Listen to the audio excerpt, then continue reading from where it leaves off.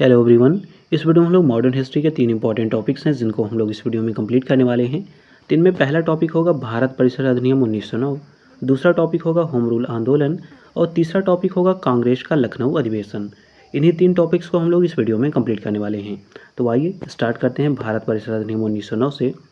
तो देखिए, भारत परिसर अधिनियम 1909 में पहला क्वेश्चन ये कह रहा है कि मार्लोमेंटो सुधार जो बिल है ये किस वर्ष पारित किया गया था। तो ये पारित किया गया था वर्ष 1909 में। दूसरा क्वेश्चन ये कह रहा है कि वर्ष 1909 के इंडियन काउंसिल एक्ट में किस बात की व्यवस्था की गई थी। तो यहाँ पे सांप्रदायिक प्रतिनिधित्व जो है उसकी व्यवस्था की गई थी। अब अगला क्वेश्चन ये कह रहा है कि राष्ट्रीय आंदोलन की अवधि में कह रहा है जिस घटना में मतभेद के बीज थे और वो अंततः देश का विभाजन उसने करवाया था। तो ये क्या था? तो ये था विधानसभाओं में मुसलमानों के लिए पृथक निर्वाचन क्षेत्र और स्थानों के आरक्षण की जो व्यवस्था थी उसी ने देश का विभाजन करवाया था। अब अगला क्वेश्चन ये कह रहा है कि किसने कहा था कि जो मार्लोमेंटो सुधार है जो कि बेसिकली 1909 का इंडियन काउंसिल एक्ट है, इसने कह रहा है हमारा सर्वनाश कर दिया। तो ये कहा था गांधी जी ने। अब अगला क्वेश्चन ये कह रहा है कि ब्रिटिश काल में दिल्ली के पहले जो है भारत की राजधानी कहाँ पर थी। तो ये थी कलकत्ता। अब अगला क्वेश्चन ये कह रहा है कि किंग जॉर्ज जो पंचम है तथा जो क्वीन मैरी हैं, इनकी यात्रा की याद में वर्ष 1911 में भारत का कौन सा लोकप्रिय पर्यटन स्थल बनाया गया था। तो ये बनाया गया था गेटवे ऑफ इंडिया। अब अगले में कह रहा है गेटवे ऑफ इंडिया कहाँ पे स्थित है। तो ये मुंबई में स्थित है। अब अगला क्वेश्चन ये कह रहा है कि किंग जॉर्ज पंचम ने किस वर्ष भारत का ताज ग्रहण किया था। तो ये किया था दिसंबर 1911 में। अगले में कह रहा है दिल्ली को भारत की राजधानी बनाने की घोषणा कब हुई थी। तो हुई थी दिसंबर 1911 में। अब अगला क्वेश्चन ये कह रहा है कि किस वर्ष भारत की राजधानी जो थी वो कलकत्ता से दिल्ली जो स्थानांतरित है वो कर दी गई थी। तो ये हुई थी 1912 में। अगले में कह रहा है 1912 में जब राजधानी कलकत्ता से दिल्ली लाई गई थी उस समय भारत के वायसराय कौन थे। तो ये थे लॉर्ड हार्डिंग। अब अगला क्वेश्चन ये कह रहा है कि दिल्ली में कह रहा है कि इसके राजकीय प्रवेश के अवसर पर बम फेंका गया था। तो ये फेंका गया था लॉर्ड हार्डिंग पर। कब फेंका गया था? तो फेंका गया था 23 दिसंबर 1912 को। अगले में कह रहा है हार्डिंग बम कांड में शामिल क्रांतिकारी कौन थे। तो इसमें मास्टर अमीचंद, भाई बालमुकुंद और अवध बिहारी इसमें शामिल थे। अब अगले में कह रहा है हार्डिंग बम कांड किस केस के नाम से प्रसिद्ध था। तो इसी को दिल्ली षड्यंत्र केस के नाम से जाना जाता है। अब अगला क्वेश्चन ये कह रहा है कि भारत की राजधानी पुरानी दिल्ली से नई दिल्ली कब स्थानांतरित हुई थी। तो ये हुई थी 13 फरवरी 1931 को, जिस समय लॉर्ड इरविन उसमें जो गवर्नर थे उस समय ये थे। अब अगला क्वेश्चन क्या है? तो देखिए अगले क्वेश्चन में ये कह रहा है कि बिहार में अलग प्रांत के लिए आंदोलन हुए जिसके परिणाम स्वरूप वर्ष 1911 में बिहार तथा उड़ीसा के जो नए प्रांत हैं इनका निर्माण हुआ। कह रहा है किसके नेतृत्व में ये जो आंदोलन है ये किया गया था। तो ये हुआ था सच्चिदानंद सिन्हा के नेतृत्व में। अगले में क्या है? ब्रिटिश शासन के दौरान बिहार को एक अलग प्रांत का दर्जा किस वर्ष प्राप्त हुआ था। तो ये हुआ था वर्ष 1912 में। अब दूसरा हम लोगों का टॉपिक है ये है होम रूल आंदोलन। अब होम रूल आंदोलन से संबंधित जितने क्वेश्चन हैं उनको जान लेते हैं। तो देखिए पहला क्वेश्चन ये कह रहा है कि होम रूल आंदोलन की व्याख्या 2 जनवरी 1914 को अपने पत्र कॉमन बिल में किसने की थी। तो ये की थी एनी बेसेंट ने।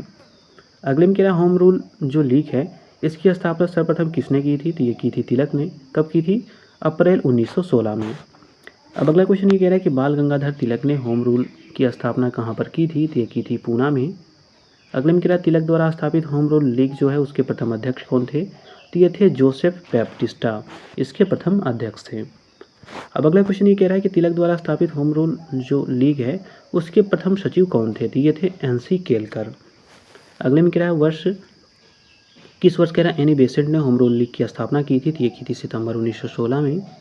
अगले में कह रहा है एनी बेसेंट द्वारा स्थापित होम रूल जो है उसके सचिव कौन थे। तो उसके सचिव थे जॉर्ज अरुणडेल।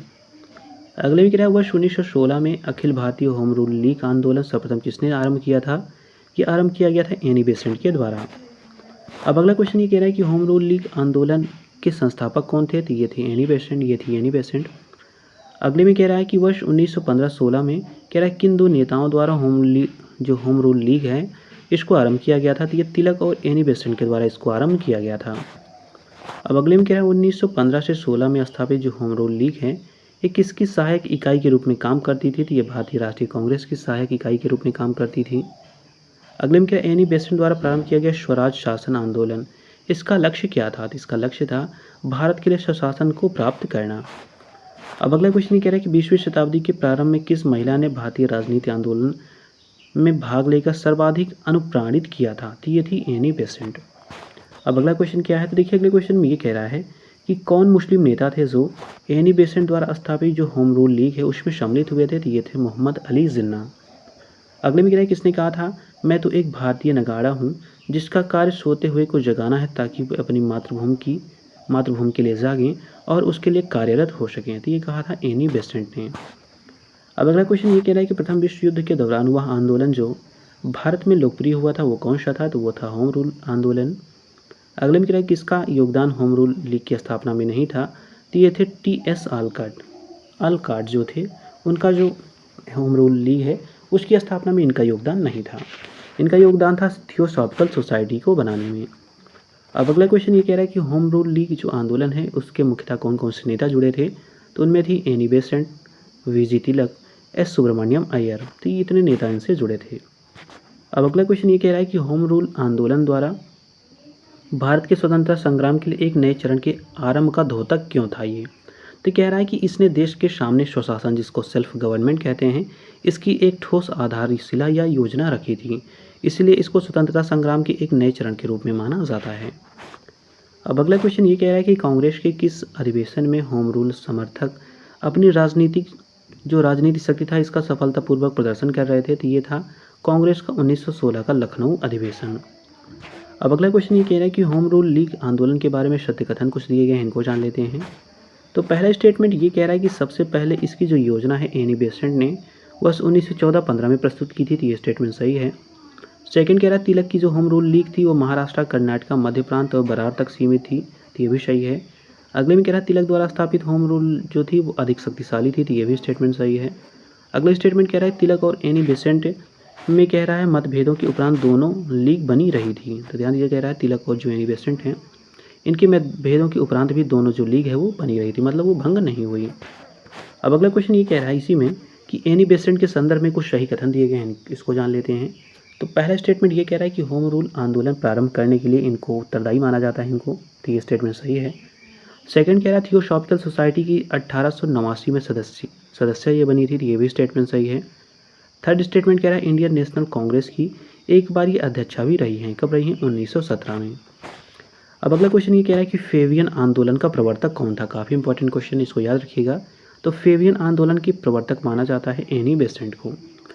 अब अगले में क्या है, अप्रैल 1920 में Akhil Bharatiya home rule league का अध्यक्ष किसे निर्वाचित किया गया था, तो ये किया गया था महात्मा गांधी जी को।